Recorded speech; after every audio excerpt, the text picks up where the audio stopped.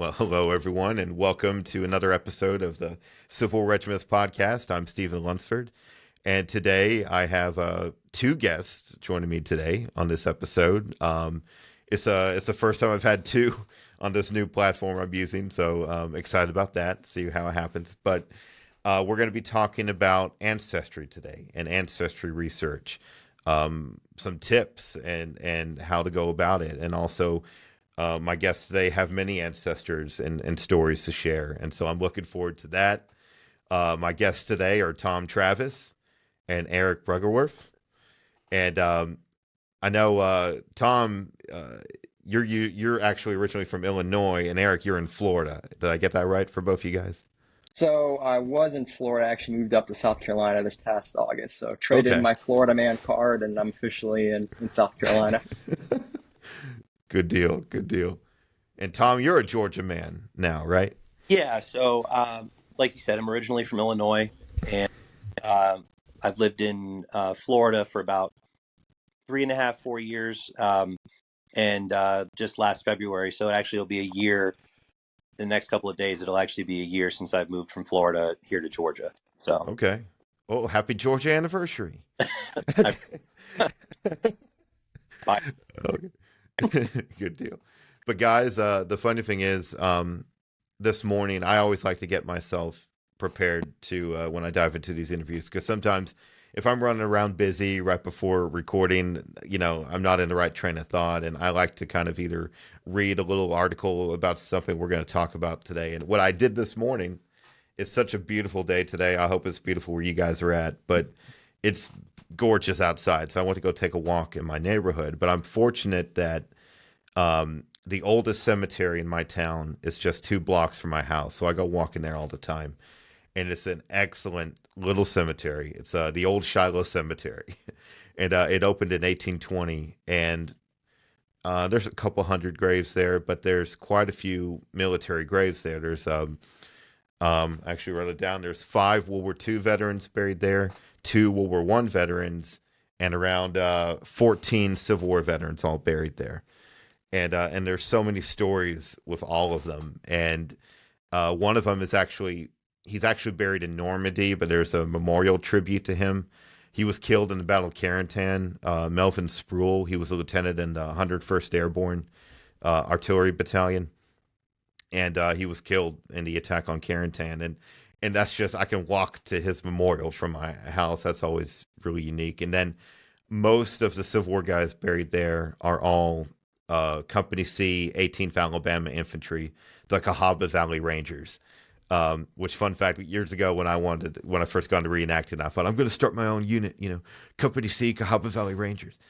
And that never happened. But I do want to learn a lot more about those guys. But there's 6 or 7 of them buried right there within walking distance of my house. But one of them, interesting enough, I wrote it down. One of them is actually, it's another memorial, but he's actually, he was a POW, and he's buried at the Confederate Cemetery at Rock Island, Illinois. So I found that interesting. There was a little marker on his grave for that. But anyway, there's history just down the road from my house. So I always like trying to get in touch with that, but all that being said, I can't wait to hear what all you guys have to share about ancestry and research like this. And I know it involves a lot of grave sites as well in your journeys yourselves visiting the hallowed grounds there. But before we go into all that, I love, asking my guests, just what got you guys interested in Civil War history, and how did it all start for you? And Tom, we'll start with you. How did you find your interest in Civil War history to begin with? sure. So, interestingly enough, the Civil War was not the first historic time period that I actually reenacted. When I was younger, I really got into 18th century reenacting because there was always this local French and Indian War event that took place at a local state park. And so that was kind of the time period that I kind of dove into a little bit.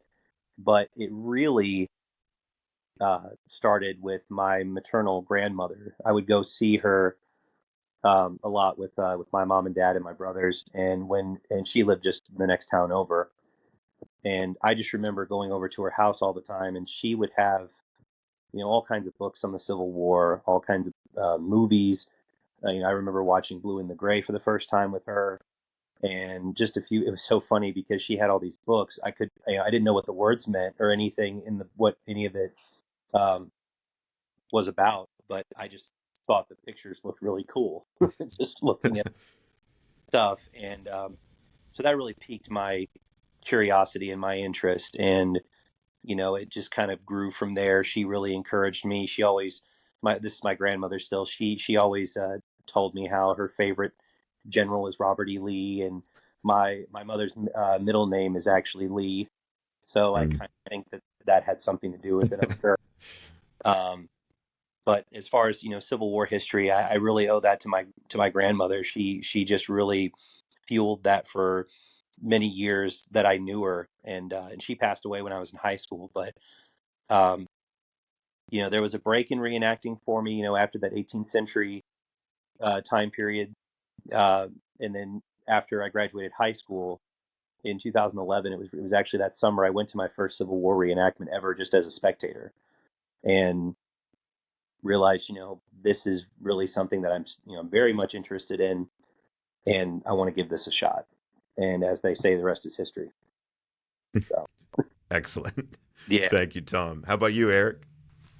So my interest actually began in fifth grade. I learned about it in class, and my teacher, Miss Kilbride, was kind enough to lend me a copy of the Red Badge of Courage, and that kind of got me really interested in learning more about it. And my grandparents, similar to Tom here, they took me to Gettysburg that summer, and they kind of nurtured that love for Civil War history. So it really started since then.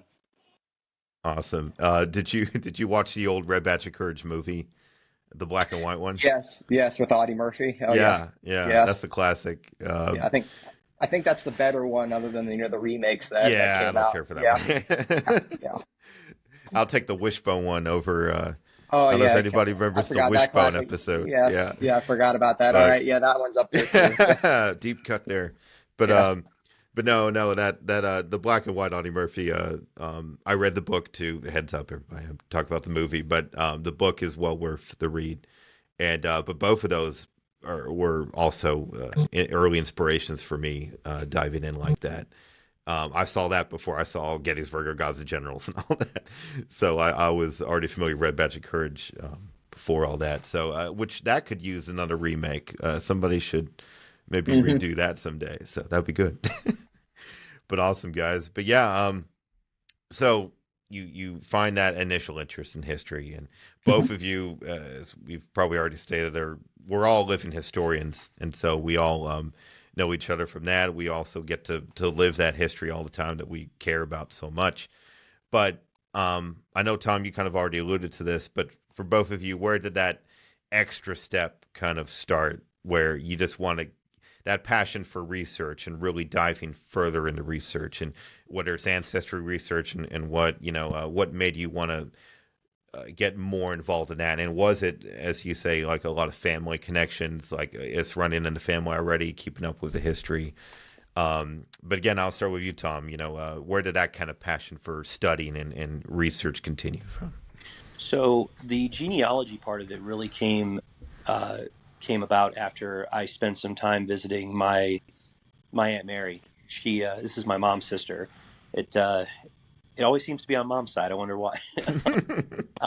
But my mom's sister Mary, she's the oldest sister out of six in my mom's family, and she had already begun researching that side of the family. And I just remember going over to her house one time, and she was sitting there talking to me a little bit about it. And she pulled up, on the computer, this family tree that some of the members of her family had already started working on, and it really got me curious about it. And it was the first time I'd ever uh, been around Ancestry, the research tool Ancestry.com itself. That was my first exposure to it. But I was still pretty young. I didn't really know how to get started or really where to go with that. But um, she's the one who really got me interested. in the genealogical aspect of it. And then I also remember um, my my dad's mom. One time I was there visiting, and matter of fact, they lived right down the street from us when I was growing up, and someone in the family brought over the Travis family Bible, and I was actually able to look through that and see all the names going back to the early the 1820s, early 1800s. I mean, and seeing the name Thomas going all the way back even to then. So that was a really cool moment for me. And as I've gotten older, I want to know more about you know what makes me who I am as a person, what makes me tick. Are there Yeah. similar characteristics and things that my ancestors perhaps share with me? So yeah, I could say that's easily where it all began for me. Sweet. And I'm sure we'll touch on that a little later too. Yeah. Some of that. But Aric, how about you, sir? Where did that kind of passion for genealogy and ancestry kind of hit you, man? That actually started, not too far after I first got into, American Civil War history. Naturally, you kind of wonder, what your own family story is. So when I was at my grandparents' house, the same ones that took me to Gettysburg, I found an old letter and a handwritten family tree that was written by my second great grandfather, detailing their family history in Pennsylvania. And I used to, tear apart my grandparents' attic, finding, old pictures, everything like that. I found, a folded American flag from a relative of mine that was in World War II.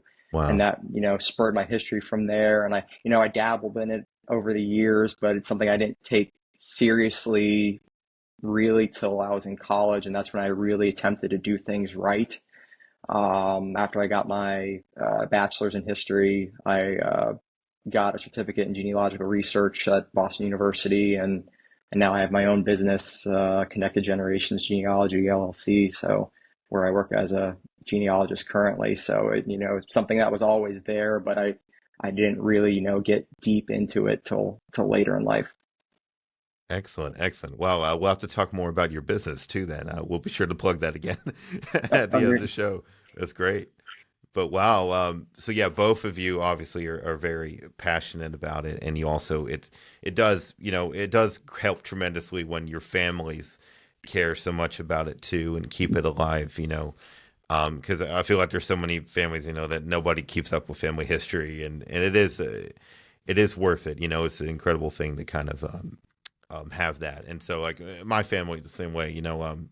I always knew, like from an early age, my dad always told me that, hey, your great great great grandfather served in the war, and his name was Stephen Lunsford, and which is just tremendous, and that's what built my interest from an early age, because I was like, just knowing that my ancestor had the same name as me, fought in the war, it's just cool, and so I've always appreciated that. Which not long ago, it was 3 years ago, I went to visit his grave for the first time. He's buried near Dothan, Alabama, and but his dad is his name was Joseph Lunsford, and he's buried right next to Stephen. And I was there with my brother, who was named Joseph, and my poor brother was really disconcerted because he's like, I kind of want to leave now, because just seeing two tombstones that say Joseph Lunsford, Stephen Lunsford, he said, this is kind of making me uncomfortable. But it was a great moment though, to be able to just see all this family history and like so many generations in just one cemetery plot. It's amazing. And so I try to make a pilgrimage down there every time I can. It's kind of off the beaten path from here, but it's worth a visit for me and my family any chance we get.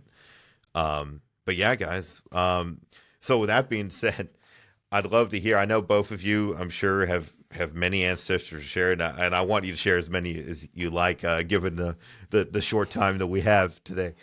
But for each of you, could you list a variety of different ones, and maybe the types of service that they served in the war, whether civilian or military, or different job professions that you've stumbled upon some of your Civil War ancestors. And Aric, I'll start with you this go around. How about sharing just a few like that, a few professions and services that your ancestors had during the wartime? Yeah, I can definitely do that. My closest link was my third great grandfather, Richard Lawson Tyler. He started out the war as a lieutenant with the 24th Alabama Infantry, and he had kind of a rough service to say the least. I was going through his service record for the first time, and I saw he was court-martialed. So naturally, you're going to be kind of interested to, okay, what happened? His company and regiment were outside Corinth, Mississippi. The company was without food for I think something like 36 hours. So he was ordered to take a number of men and go collect, any hogs or fowl, anything like that they could find. They were then to go to the farmer and say, hey, payment for what was taken can be collected at regimental headquarters. Well, the farmer, instead of doing that, went straight to Braxton Bragg for the court-martial record, and my ancestor was brought into charges. Wow. So he ends up, Yeah. even though he has, written affidavits from, NCOs and other officers in his command, he ends up losing his rank. Oh, And he man. ends up joining an artillery battery with two of his siblings in 1863. So he joins the Army in Northern Virginia, Hertz Battery, Alabama Light Artillery. Oh, wow. Yeah. And he gets there just in time to join in the Overland campaign. So they weren't really engaged in the Battle of the Wilderness, but he's there at Spotsylvania in the fighting along the Po River. They're sent to try and stem the Federal onslaught at the Mule Shoe on May 12th. They drop trail near the Harrison House there. And he's with them through Petersburg and all the way up to the surrender at Appomattox. So he's my closest one. I had a fourth great grandfather, Rufus Dunlap, that was a surgeon in the Confederate Army. He was a doctor prior to the war. He actually graduated from the University of Vermont with his MD. And that's just a couple of them I know. Tom has a couple as well, so I'll let him get into it. Well, I do have to mention though, Aric. It sounds like I wonder if all troublemakers get sent to the artillery. Maybe. If that's a trend. I wonder. That is very. But Tom, yeah, please share some of yours, Tom. Sure. So this was, as you can imagine, this was kind of a hard decision to make. But what I decided to go with, actually, I have three, and two of them are actually brothers as well. These were actually the first Civil War ancestors that I actually ever discovered when I was doing family research, and their names were Andrew and Barnabas Striegel. Now I know with the name Striegel, that's as you can imagine, they're actually from Germany. They are 2 out of 10 siblings, and I've got to go back and look at the ship's manifests and everything, which you can find some of those records online to say when they officially arrived here in the United States. Andrew was actually named for a sibling who had died in childbirth, and so the tradition at that time was that they wanted to name this child Andrew, but since he had died at such a young age, really even before his life could begin, the tradition was that the next son would take that child's name, and so it's as if that child never died. That sort of thing, which I found to be kind of an interesting piece of his story. And Andrew and Barnabas Striegel were farmers, as many Germans were in that part of Illinois where they were from, or that they had settled in. Farmers, stone masons, brick masons, and they enlisted in Company F of the 76th Illinois, which was actually raised in my home county of Kankakee. And if you look at the regimental histories, Kankakee County was where the regiment, of course, as I said, was organized. But there were companies of men that were from nearby Iroquois County, Grundy County, and I believe the other one was Champaign County, Illinois. And the regiment is officially mustered into service in August of 1862. And their first assignment, they're sent down to Columbus, Kentucky, from Cairo, which, as we know, Cairo in Illinois is the major stepping off location for a lot of those Western federal regiments from Illinois and from elsewhere. They upon being mustered into federal service, I've always found this story to be really interesting. Is they're issued these brand new infields that were actually captured off of a blockade runner. So it's ironic that they were bound for Confederate Yeah.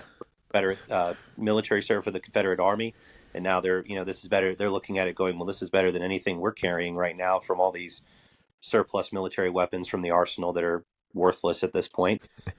And their major campaigns, this all comes out of the Adjutant General's report that you can research online as well from the state of Illinois. Mostly from Vicksburg is kind of where the war really begins for them during the Vicksburg campaign.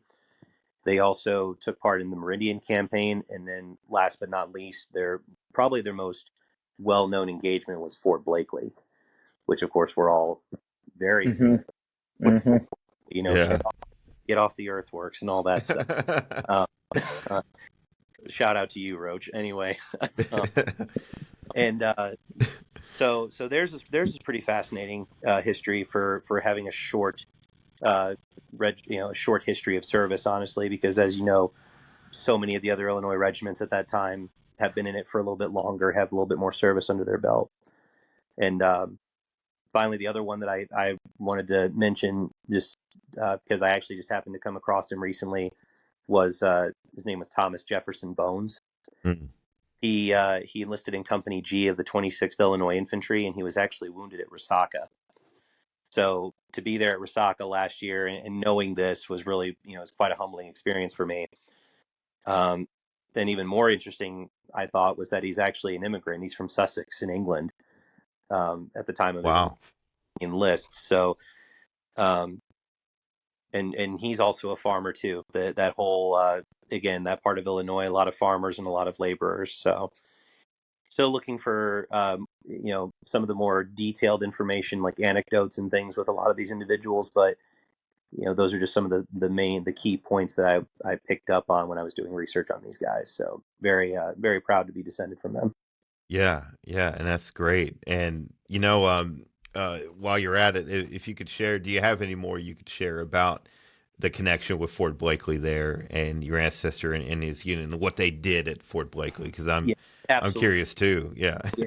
So the 76th Illinois, at the time of the Battle of Fort Blakeley, they're under Colonel Busey's command, and he will actually be wounded during the assault on April 9th, 1865. They are with 2nd Brigade in the 2nd Division of the 13th Army Corps at that time. And what's really neat is that if you've been following the Siege of Blakeley Facebook page recently, they just announced that Redoubt 3 is officially open there at the park. They're really making some great strides on the recovery project of opening up the park more to return it to the way it looked during the siege in 1865. And Redoubt 3 is actually the same redoubt that the 76th Illinois and their brigade actually captured during the Battle of Fort Blakeley. And the 76th is actually accredited as one of the federal regiments that were the first to plant their colors on the enemy works. Wow. So, and it was really, the entire siege, as we know it from all the research that, the three of us, I'm sure, have looked into this as well. It was a relatively quick siege, which I'm sure for them felt like an eternity. You have the federal battle line stretching for over 3 miles, and the redoubts are manned by both veterans and new recruits all up and down those works. As a matter of fact, the 76th Illinois, the Confederates that they come up against are actually members of the First Missouri Brigade. So these are hardened veterans at this point, as well as Mississippi Artillery that's in the redoubt. So again, just I'm really looking forward to going back again for the 160th next year and visiting that Redoubt 3. And if you actually go to Magnolia Cemetery, which is right outside of Mobile, actually I think it's actually inside of Mobile. It's not outside; it's inside the city. The dead from the 76th Illinois who fell during the siege of Blakeley are actually buried there. So these boys are still buried in the soil in Alabama that never made it home, but they do have a very very well kept area within the cemetery with a nice monument to their memories. So it's just a neat thing to see. Yeah, wow. And I hear what you're saying there too, being that final battle, final siege like that is kind of like both sides, like you're hesitant to make those moves because it's so close to the end and it's all about survival near the end there and making it home. But I really hope next year at the event that you're leading a full battalion, recreating the 76th Illinois. Maybe that's your destiny next year. You know, fun. You hear that, Roach? Okay. Yeah. Disregard, Brian. Disregard. Well, it's fun because when I decided that I wasn't going to, during the first time ever going to Fort Blakeley, I'll never forget when I was federal there, and I didn't quite make it to the works with everyone. And I just remember Walter Cook was commanding, and he just walks over and goes, "Come on, get up. Your ancestors took these works. You can too." That's great. God bless Walter for that. Oh gosh, yeah. That's good. Oh man. Well, thanks, Tom and Aric. For you, man, I figured it'd be a good counterbalance to get some Union and Confederate stories in here, and so if you like, Aric, give us a little deeper dive into some of your Confederate ancestors and what some vignettes that they had during the war, or interesting vignettes that you found in your research for that. So going back to my fourth great grandfather, who was a Confederate surgeon during the war, or sorry, I should say assistant surgeon. He graduated, he got his MD from the University of Vermont. He becomes a assistant surgeon in the Confederate Army. He actually treats the wounded at the Battle of Wilson's Creek. He does, at least according to his obituary. I haven't been able to find a later service record, but according to his obituary, he was later awarded a surgical position with the Army of Tennessee. He gets married in Dalton, Georgia, so that kind of lends credence to the fact that he was with, the AOT at different points. But what's most interesting to me is after the war, he doesn't return to the surgical profession. He becomes a merchant. He opens his own shop. So maybe, he had enough, from what he saw during the war and some of the horrific things, and he never really returned to it. It's not really till a very much later census after he's retired is he referred to Dr. Dunlap, and I think that may have been more of an honorific title than a working one. But it's kind of one of those things that researching you kind of wonder, especially given his story and what he must have seen. Yeah, and sometimes that's all you have, right? Like a little fact like that you may not have all the personal notes, but you could just go off of that and assumption. I'm sure a lot. But you mentioned Wilson's Creek. Have you been there to Wilson's Creek? Unfortunately not. It's still on the list. It's way out there. Days, yeah, I'll make it up one of these days. Yeah. So I just went a year ago. That was my first time I got to go out there. I was going to a wedding in Missouri, and I made a side trip to go through Wilson's Creek, and a lot of it's preserved. It's still in the middle of nowhere, kind of, and there's no there's only a handful of monuments there. There's artillery pieces scattered about, but a lot of fields, look a lot like they could have during the actual battle, and so that's an interesting shout out to Wilson's Creek there. Yes. But wow. So another thing too that strikes me, Aric, is that you do have ancestry in both theaters of the war too. Eastern theater and Western theater, and that's compelling too. And it's funny, in my family, my dad's side has AOT ancestry, and my mom has Army Northern Virginia ancestry. So we'll have a little bit of that for both. But yeah, what is something else that you've come across, Aric? Well, and also my ancestry defense, he wanted to stay in the Western Theater, but Braxton Bragg had something to do with that, and he ends up going with an artillery battery out east. So I think his preference would have been to stay, but what can you do? That's fascinating, Aric, because that just reminded me of something in my own ancestor, Stephen Lunsford. He served the first half of the war with Kolb's battery, and it's always confusing for me because I'm always trying to figure what battery he was actually in at Chickamauga, because on his muster roll sheets that I found from Fold 3, it says that October 17th, by order General Bragg, transferred to the Eufaula battery. And does that mean that I think that was from a general order where a lot of guys were shuffled around in the AOT at that time. I think I don't think General Bragg went all the way out of his way in that case for my maybe he did, but then on the Eufaula roll, it shows that he had been with Eufaula actually for like a couple months already before it became official. So my assumption he was with Eufaula at Chickamauga, but because it was formally transferred in October, like, so every time I go to Chickamauga, I visit Colb's Battery and Eufaula Battery just to make, because he could have been in either one. Cover my bases. Yes. But go ahead, Aric. You had something else to share. So looking back, another relative of mine, actually a federal one, William Huttman, he actually is a little bit older when he enlists. He was born in 1827. He actually joins the 201st Pennsylvania very late in the war, along with a brother and a brother-in-law. And it's one of those things, you look at the history here and can only speculate to the reasoning why he enlisted. But looking at, some of the records, he worked as a bricklayer with his brother-in-laws, so he was very close with them. And one of those brother-in-laws was actually killed during the Atlanta campaign. He was a sergeant with the 7th Pennsylvania Cavalry, and he's mortally wounded at Noonday Creek. So you have to wonder, and you're kind of interested, is it only, coincidence that 2 months prior to their enlistment, he's mortally wounded and killed?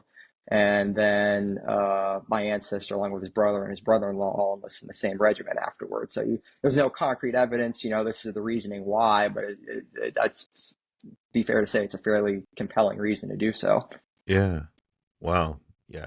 Both of you guys have plenty of good stories here. That's a lot of ancestry that you found on your own. And so leading into a more personal level too for you both is, as we already said, we're all living historians. And Tom, you already alluded to this in a bit too, where we've had those full circle moments where we all have the privilege of being able to camp and live history on the actual battlegrounds and battlefields and campsites that our ancestors may very well have been on, and being on the same ground as, like for you, Tom, being at Resaca or Fort Blakeley on the same ground that your Union ancestors were on. And so for both of you, have you had that almost meditation and feeling that like, wow, like, this is it. Like I'm experiencing exactly, what my ancestor may have, whether it's a rainstorm and you've seen a diary entry where somebody's like, oh, wow, I'm out in the rain, just like my ancestor was out in the rain at this campaign. Or so like, I'll start with you, Aric. Have you had a moment, like a full circle moment like that? Yes, I was not wearing a Civil War uniform at the time. I was working for the National Park Service. I used to work up at Fredericksburg, Pennsylvania National Military Park a number of years ago. I was first an intern, and then I returned as a park guide, so as an employee. But I have to say that moment came when I did tours of the mule shoe in the pouring rain. I think it's like a rite of passage for, anybody working at the park there, in that cold Virginia rain. You can't ask for more of an atmosphere when you're given that Spotsylvania tour, when you're getting poured on. And so I thought, that was it definitely sets you back to that moment when you're reading the primary source accounts. And then also knowing, my own ancestor would have been dealing with, the mud, the rain, when his battery also deployed near the Harrison House on May 12th. My intern year, they let us see a few of the artifacts from the park's collection, and they had a Whitworth bolt, which is the projectile fired from the 12-pounder Whitworth rifles that, Hertz battery actually had. So that was really cool to see and check out. Wow. Yeah, I didn't realize that you were up at Fredericksburg, Pennsylvania for a while, which I know part of me used to wonder, like, why did they combine those two, like, under the same? But I'm sure it's also, I know they're very close together, but it's probably an interpretation thing where for manpower, you need, I'm sure that plays into it, but those are all worth a visit.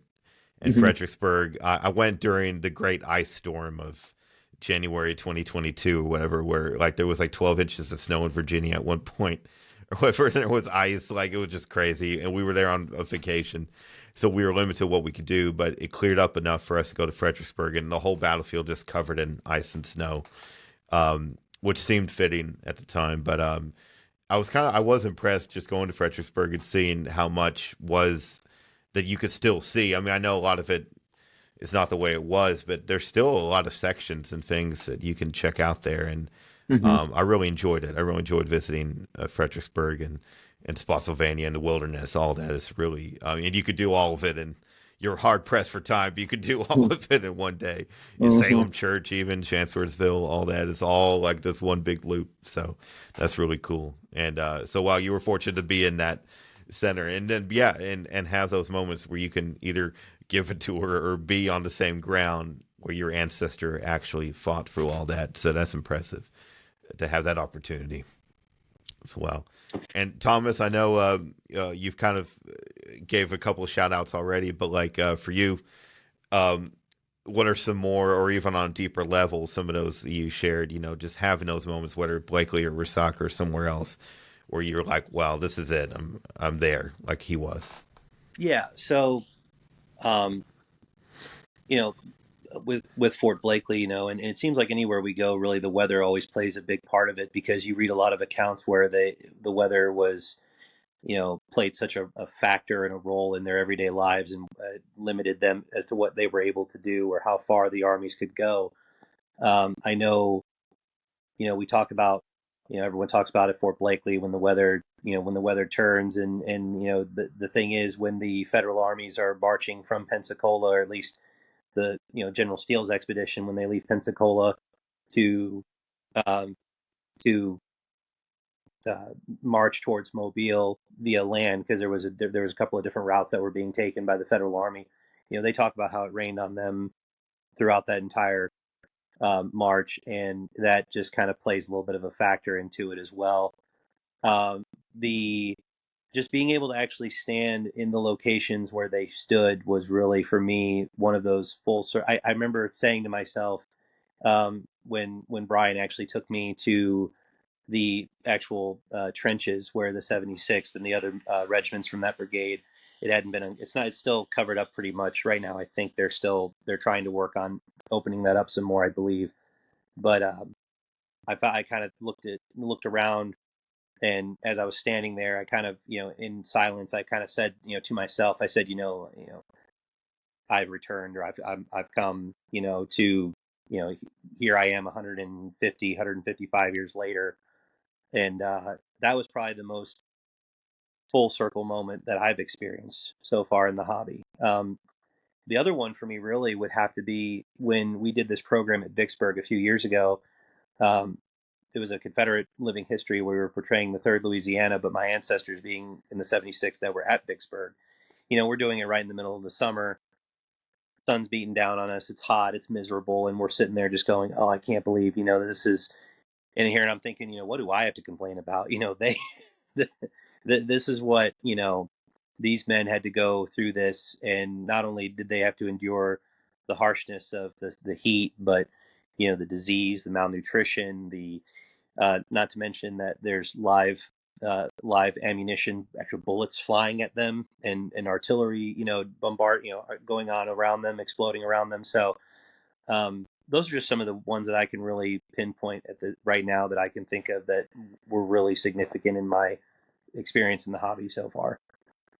Oh yeah, well that's a big one, because in our hobby, we're never gonna know what it's like to be under fire like that, unless, I mean, I have a lot of friends that live history actually are combat veterans, but exactly. For most of us that aren't, didn't serve in the modern military, all we have is what we read and what we see, and we can never really experience. But the only thing that we can on that level is we can know what it's like to live in the mud and rain for a weekend, several days, and we could feel what it's like to be hungry for a couple days, or we could go through those things, or the trivial things around camp. We can relate on that personal level, but we're never going to really understand just yet what it's like being under fire in those cases, whether it is Blakeley or Vicksburg or what have you. And I will say too, just to add to that real quickly, we're most reenactors, at least from what I've experienced, are really good about camaraderie, which is something that we can attribute to even what we've.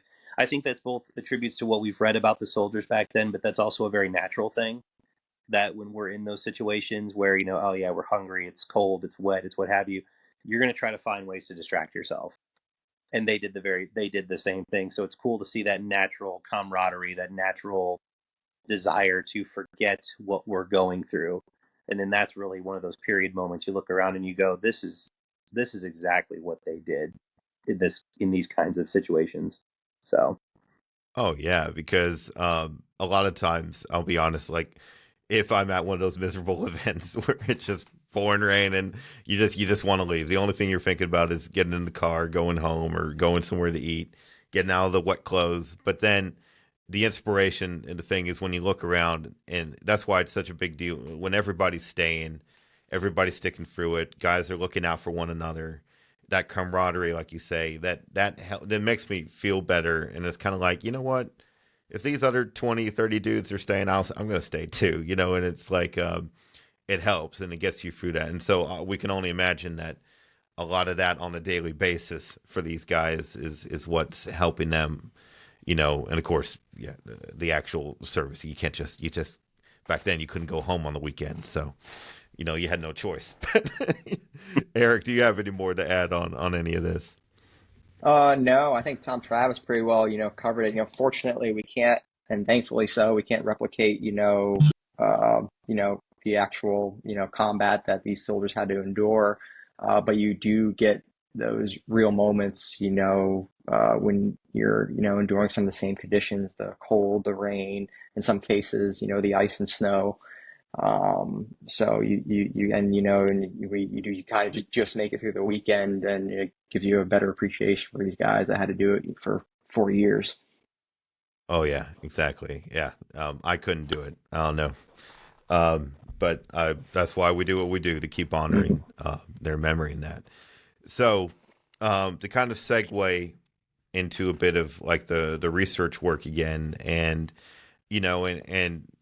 I'm still a beginner in a lot of ways myself, as far as I'm still figuring out the pros and cons myself of things, and so you guys are experts in this, so for anyone beginning, and either someone who's starting fresh, or maybe just doesn't know where to begin, what are some do's and don'ts, tips and tricks and things that you would kind of suggest and recommend for someone who just wants to start deep diving into their own ancestry? And Aric, I could, I'll start with you. yeah, sure.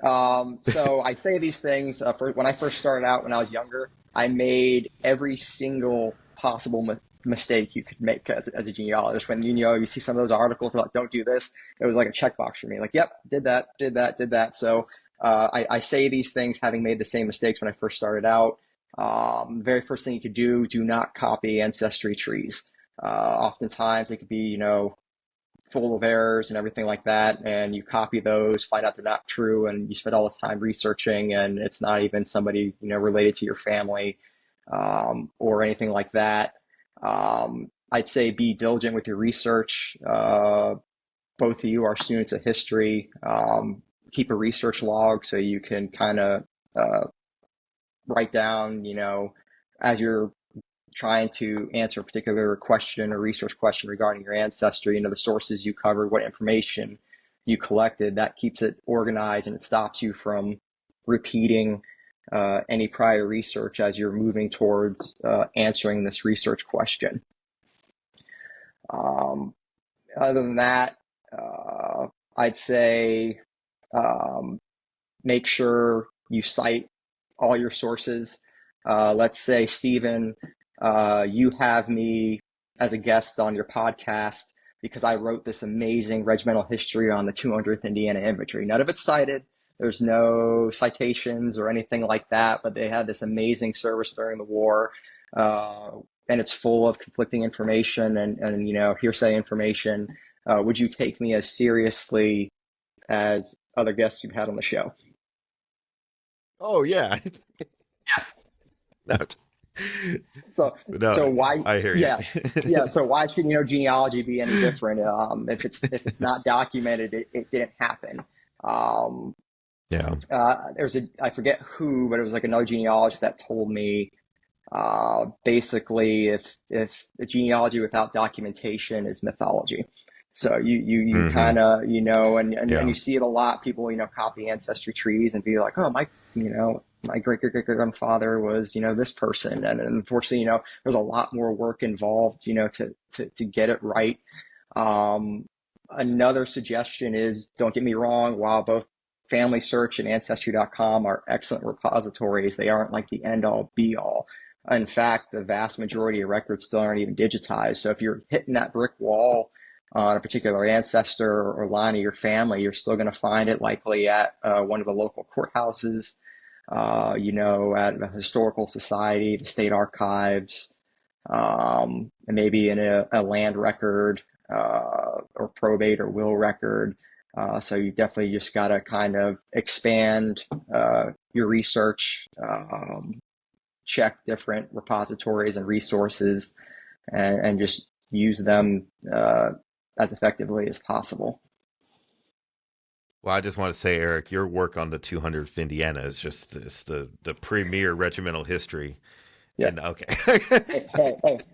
Hey, Cy Clegg and his pard may not be real in real life, but they're real in my heart. They're real.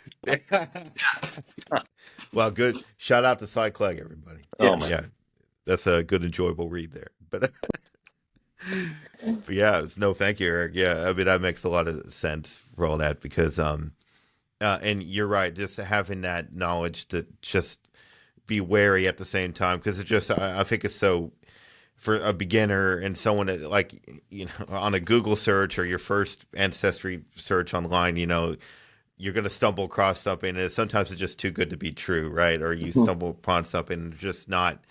You have to be diligent with it, like you said. You have to kind of look and then find out. Like I'll never forget one time when I first started. My mom and dad had already done a lot over the years, and we followed up recently to try to look some more. And I stumbled across a family tree on Ancestry, and somebody else, it wasn't a member of my family, just some other person had made this Lunsford family tree, and some of our ancestors were on it. And I'm like, oh wow, cool. And they had that thing where it's like, it said they had an image of Stephen Lunsford, and you had to put in a request for it, kind of thing. And I've always been looking for an image of my ancestor, and I was like, oh wow, they have an image of my ancestor. And I submit an email request like, hey, I'm an ancestor, I'm a descendant. Can I see the image? And it was a long back and forth, and finally they sent me the image, and it was just the muster roll index card, which I already get everywhere else, and I'm like, oh man, I was like, never mind. But I did find an image of his wife digging further and deeper into things, but which she looked like. The picture was so grainy and old, like she looked like Ma Kettle from the Beverly Hillbillies. But I was like, hey, it's a picture of his wife, so I kind of hold on to that. But anyway, all that being said, is you do have to be wary. Not everything you find is, I think we're so anxious to find that gold mine, and sometimes it's like you're not always going to find. There's not always the light at the end of the tunnel in some cases. And you actually nailed it a little earlier here, Steve. And you mentioned you make the trip down to that area your family that was with you follow artillery was. If you have the opportunity to actually travel down to where your ancestors were, or you live close enough, I highly encourage you to do so. You never know what you'll be able to find in those local cemeteries. Or the historical societies, or even if let's say you got a land record, you could actually go and see some of the property your ancestor used to own, or if there's any buildings that still exist. So if you have the opportunity to travel to do so, I highly encourage you to do so. Yeah, the only thing I know is he was a postal worker after the war down there, and so there's not much on it, but me and my dad have talked about many times that we need to get in touch with the historical societies down there and make a pilgrimage again down there to kind of just anything that we could find, and so you do. It does, a lot of it does require getting out of the house, right? Like you can only research so far, in the house. You got to get out. You got to get on the road sometimes for this stuff. But Tom, do you have anything to add as far as like these research tips and things and resources like that? Yeah. So one of the reasons why we wanted to do the podcast episode is because Aric and I are, while we both are very much into genealogy and ancestry research, I'm still very new. So all the mistakes that Aric is talking about, I've not only made, but I'm sure I'm getting to the ones I haven't made yet. I'm sure those are coming, those are coming up soon. So that's why we wanted to kind of show this compare and contrast versus somebody who's, done it a little bit longer, who's got a little bit more of the inside scoop on what's correct and what's not as far as research go, and then somebody like myself who's just starting off. So, it's like Aric said, there's going to be mistakes made along the way, so just don't beat yourself up if you find yourself going down a rabbit hole. Like he was saying, just keep a log of names, keep the dates close to you, and see what lines up and what doesn't. The biggest thing that I can say, though, for me, for anybody who's starting out, is get a hold of those relatives that are still around, still alive. Talk to your grandparents, talk to great grandparents if they're still around, talk to aunts and uncles, because those are the people that I've had a lot of luck with. Mm-hmm. And my grandmother, while she may not have known, this is my dad's mom, she had the Travis family Bible, and even though she didn't really know a whole lot about the Travis family history, she still had that as a resource for me to kind of look at. And okay, this is, I would have never known that this thing was even around had I not went and asked or got in contact with other family members. So that's always a big one. And asking your family members is free. Last time I checked, they weren't going to start. It depends on how the last family function went, but that's and again, I can't say it enough. Mistakes are going to happen. You're gonna run into brick walls. You're gonna, the only thing I can say is just don't get too disappointed. Don't beat yourself up over it. Just keep pushing through. Because I will say, when you do make those breakthroughs and you find the information you're looking for, it is it may not be the most thrilling thing or the most exciting thing in the world to read about, but it's your family history. So to me, family history to me is probably the best history, because it's literally your story.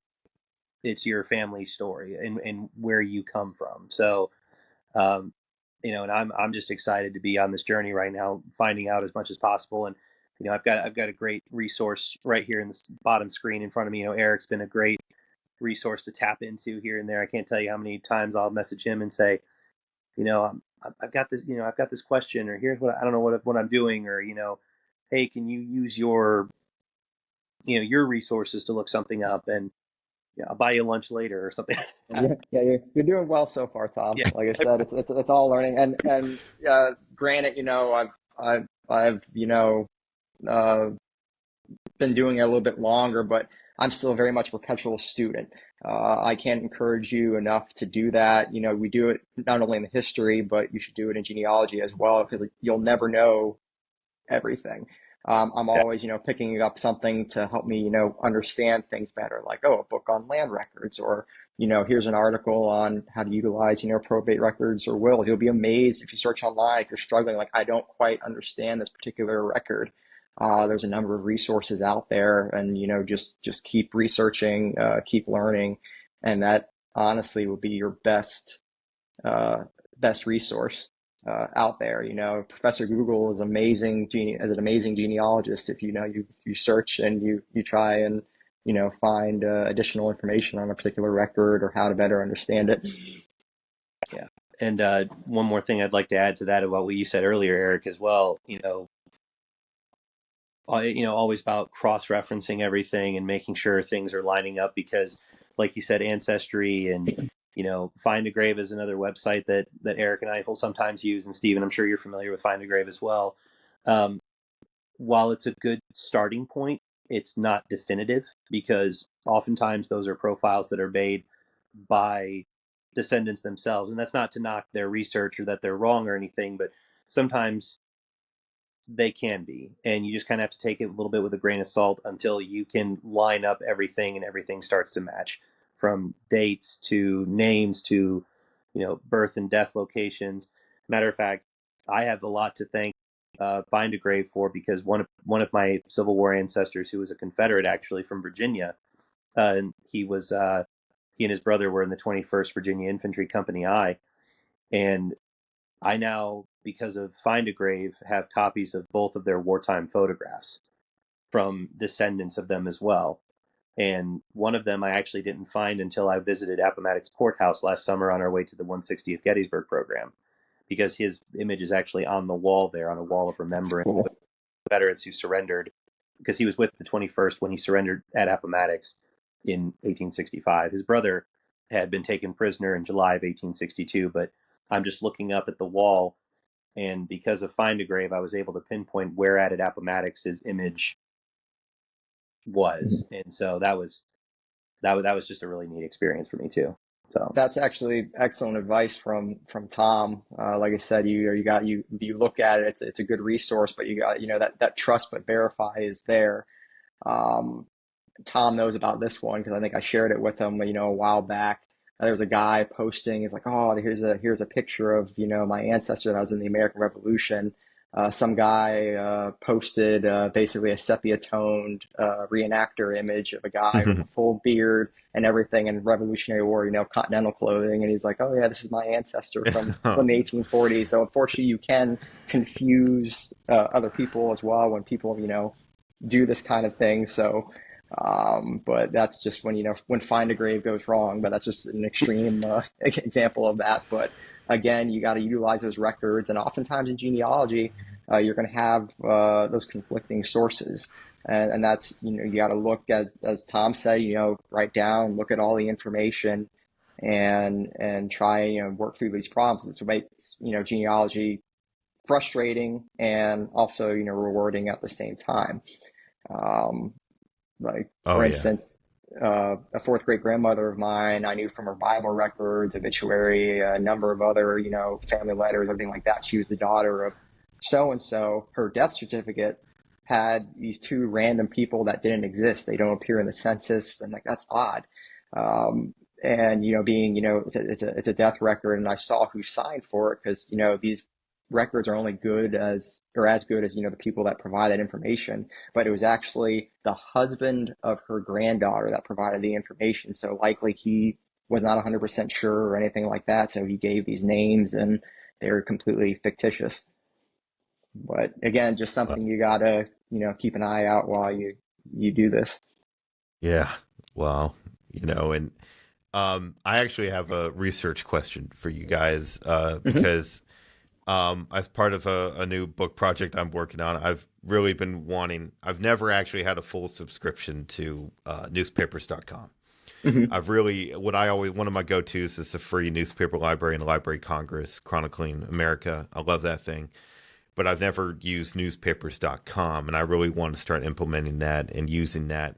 And the funny thing is, I was going to sign up this week for it, but then I noticed how it has like the basic subscription, and then it's like the plus extra subscription, and like the extra one says like 2 million extra newspapers or whatever. But my question was like, I'm sure you guys use that or have memberships for that, but like, which membership is more like, of course I'm doing Civil War related newspapers. So that extra bonus subscription, am I getting more Civil War content with that? Or is the basic one have all the Civil War newspapers, or what's the difference there? So honestly, I think it depends. If you have Ancestry already, I think they allow you to bundle it, or it's like at a lower price if you already have Ancestry as well, since, they have newspapers. Another option is, a lot of the, everything these days is getting more expensive, but utilize your local libraries. A lot of them will have Ancestry library subscriptions, subscriptions to Fold 3, and even, some subscriptions to newspapers.com as well. So, you can't beat free, and, you go visit your local library, and you can do your research there. I'd also encourage you to, different state archives also have, newspapers uploaded as well. Digital NC actually digitized a number of old North Carolina newspapers, and it's been a fantastic resource. I actually found a photograph of my fourth great grandmother that was published in there I'd never seen before, and that was a free database. So it goes back to, kind of researching, okay, what records are out there, and, formulate that plan to try and solve that, research question, and and kind of go from there. So yeah, newspapers.com, it's an excellent resource.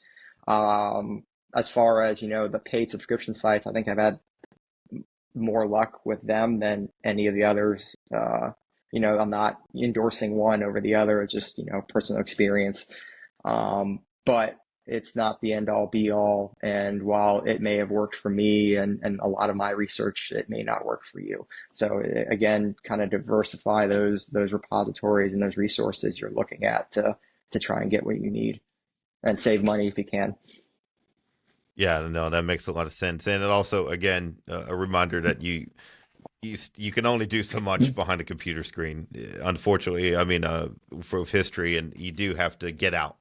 You do have to go to the libraries and research archives and go through microfilm still in some cases, because I've always heard that a lot of these more small town newspapers are still not digitized like that, and so you really do have to. But like for me, that's still fun. There's something fun about that, and you really appreciate it more by going and getting out, So you got to do it. So thank you for that. Yeah.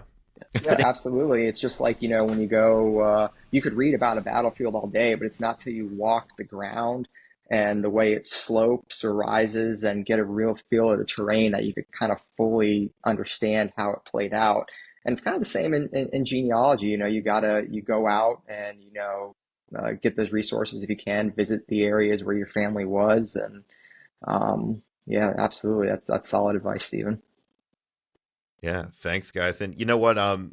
Because you just brought that up, I'm going to skip ahead a couple questions and go ahead and ask you guys, like, is there a certain like a battlefield or historic site that both of you enjoy and that you would recommend? Either your favorites or ones that you would personally recommend for someone to get out and visit to kind of get a better understanding.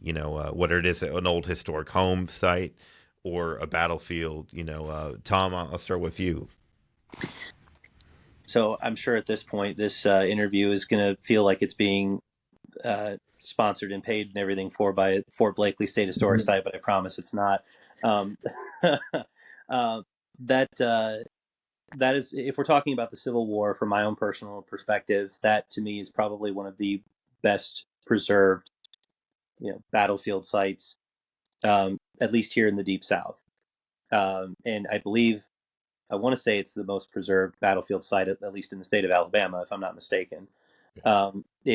It really gives you a great visual and a good sense of what, siege warfare, during the Civil War, at least in that part of the war in spring of 1865, gives you a really good idea of how that would have been conducted. The importance of it to me is just you're standing there and you're realizing, wow, this battle was actually fought right on this very same day that,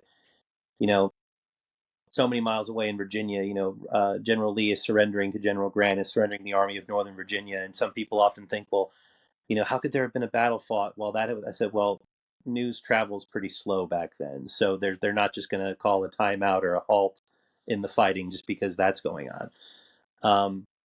But it's just a really, you walk the grounds there and it just gives you a really good visual, like I said, and a good idea of what, of the actions that took place there all those years ago. And of course I could sit here and recommend, folks visit Gettysburg and, Vicksburg or, Antietam or any of those other places. But I feel, to me, I find those smaller battlefields, those more lesser known places, to be just as interesting, if not more so, because of you realize that these are very significant places that are part of that story. At least if we're talking, about Civil War battlefields, because I've been to a number of other ones that aren't Civil War related.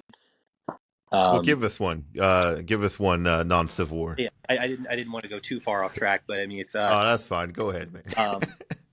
I would say for my two of my favorite battlefields that are not Civil War related would have to be, if we're going to go back to the American Revolution, actually, would be Kings Mountain, the Battle of Kings Mountain, and also for me it would be Guilford Courthouse, because Guilford has a number of Revolutionary War ancestors who fought at Guilford with the South Carolina militia, as well as the Maryland line who was at Guilford.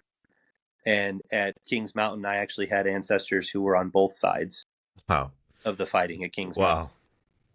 North Carolina loyalists, as well as South Carolinians who were patriots. So it's the connections with them are not as strong as some of the Civil War ones, but again, it's all part of the family story. No matter how distant, I still think it's an important part of the makeup of the family story. So yeah. No, thank you for that. And I agree totally on trying to give time to the smaller, lesser known battlefields, because first of all, like, you're not fighting any crowds there. A lot of times you have the place to yourself, and you can really almost like you're not waiting for the buses to go by while you're trying to check out a marker or something. Like, you can go and really get in touch with the surroundings and have it, I mean, you could get that any battlefield given the season and timing, but yeah, it's well worth a shout out for those. And Aric, how about you, sir? What are some battlefields or historic sites that you frequent and you would recommend? Well, Tom Travis, covered Fort Blakeley already. I'm also, a big fan of the site and the work they're doing. So I won't expand, further on that. But it's like what you said, you kind of promote some of the smaller sites. It's difficult,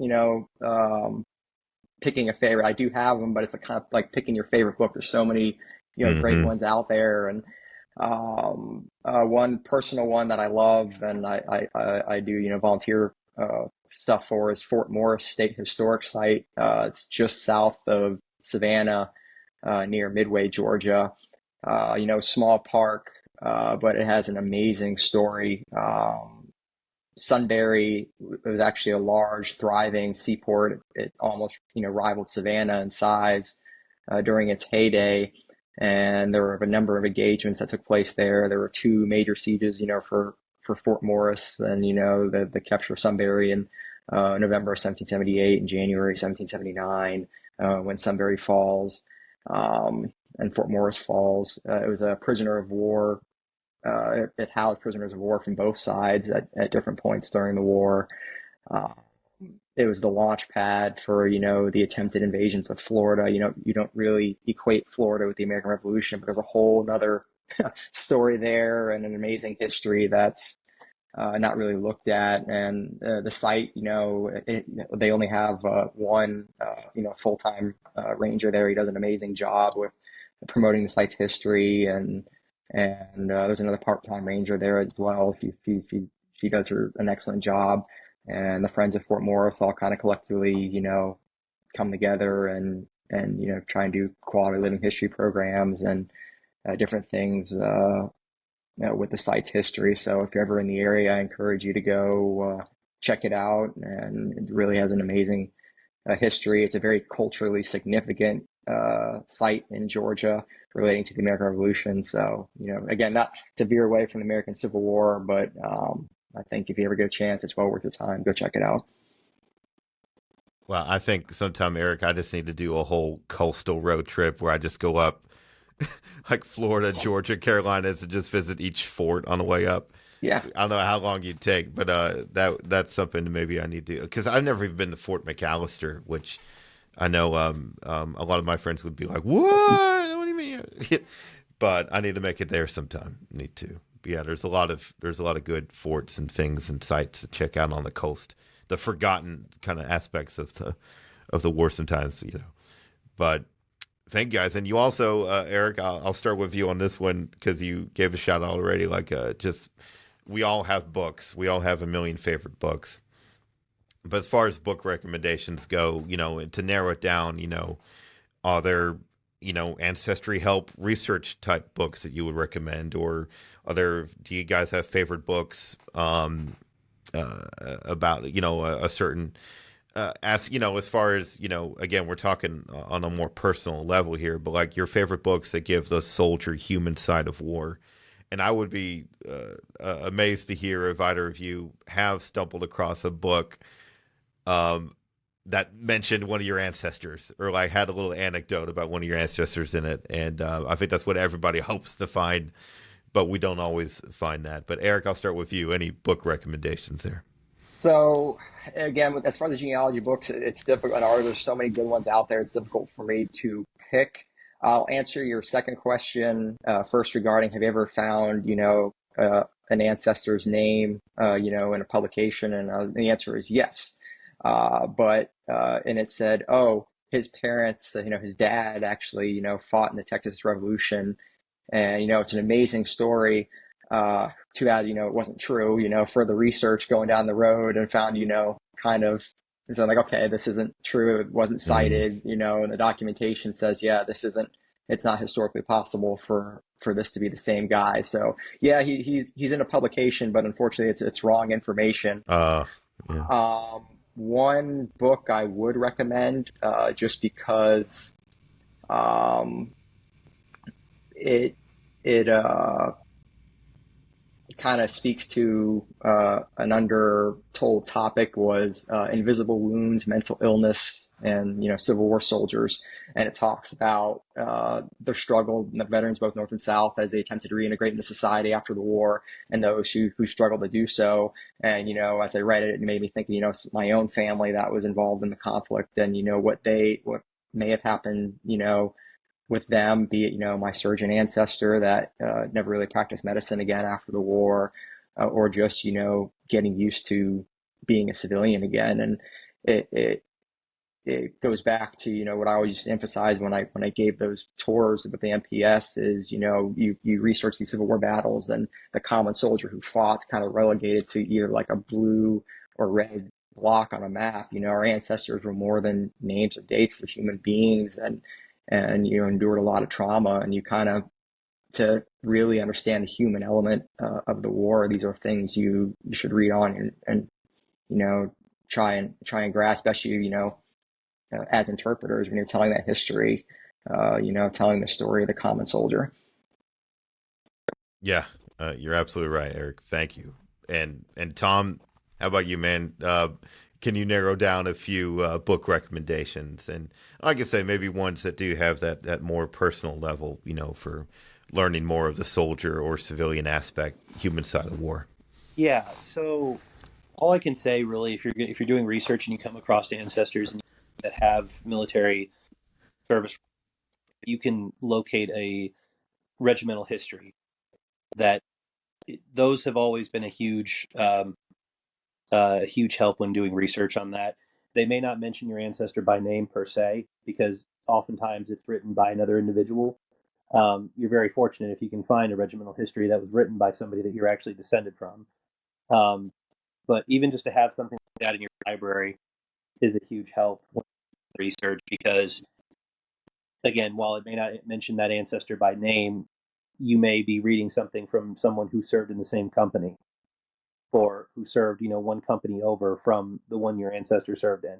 So reading their story and reading their accounts, it's just like reading their story too. Granted, the experience for every soldier was different during the Civil War. In fact, any war throughout history, each soldier is going to have a different experience. But there's also some of those general similarities of everyday soldier life that they shared, that you read it from one soldier, it speaks for all of them in most cases.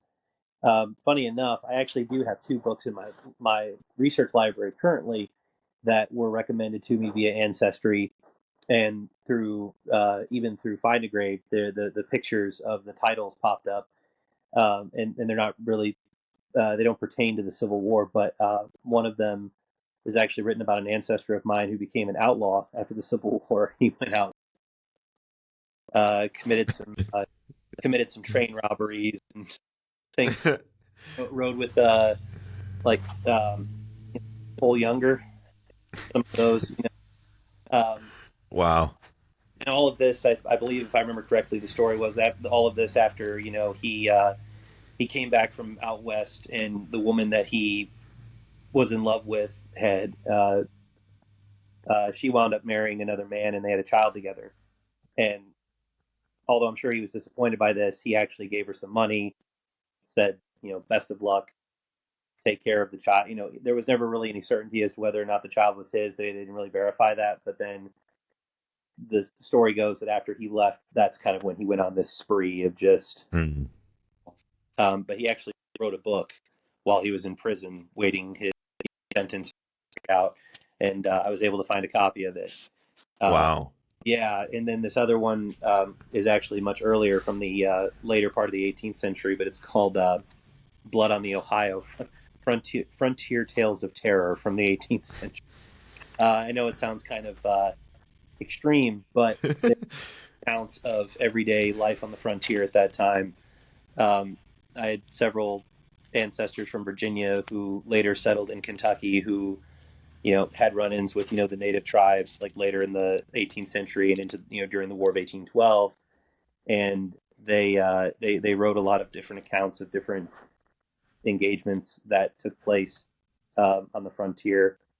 One of the stories involved an ancestor of mine who had been taken captive at a young age, 3 years old, by the Shawnee. He had lived among the Shawnee almost his whole life.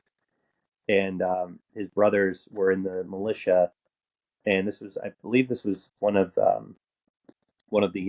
wars of the old Northwest Territory. So like Mad Anthony Wayne and the early Republic in that time period. And when the local militia had surrounded this encampment of Shawnees, they attacked, and the Shawnees fled. But there was a couple that were left behind because they were wounded or had been killed. And one of those was actually my ancestor, who had been adopted, and that's how his brothers found him. Wow. Years, and that account is written in that book from the family's perspective. So just little things that you can find, and that they just add more to the story and makes it more tangible. They sure do. Wow. Well, yeah. Who knew you such outlaws in your family, sir? Yeah. But, oh, that's great. No, but wow. Well, here we are, guys. We've kind of unfortunately we've run out of time, and we could talk for another 2 hours probably, but we have to cut it short. But I will say before I leave you guys, do you have any last shout outs? And Aric, I'll start with you, Aric. Would you like to plug your work and your research work that you're doing, and where people can go to seek more help, info there? What would you recommend for that? So for my business, Connected Generations Genealogy LLC, they could go to my website, www.cggenealogy.com, or they could find me on Facebook or Instagram. I'm there as well if they are interested in a genealogy service. If I could list, a number of different websites and everything like that, but, we'd be here for like a whole another hour as far as, this site's good for this site's good for this. And maybe if we ever do like a sequel program, we'll do that, the resources for your ancestry research. Sure thing. Thank you, Aric. And what we did talk about, I'll always be sure to include in the show notes. So anyone listening, Perfect. What we talked about, I'll be listing a lot of these things in there. But Thomas, anything you'd like to plug before we go? Sure.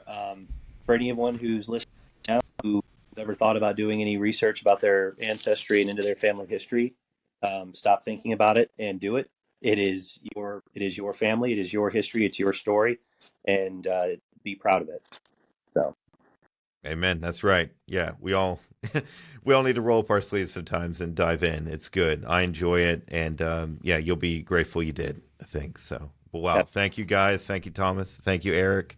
I enjoyed this, and I hope the listeners have enjoyed it. And but thank you both for joining me today for this.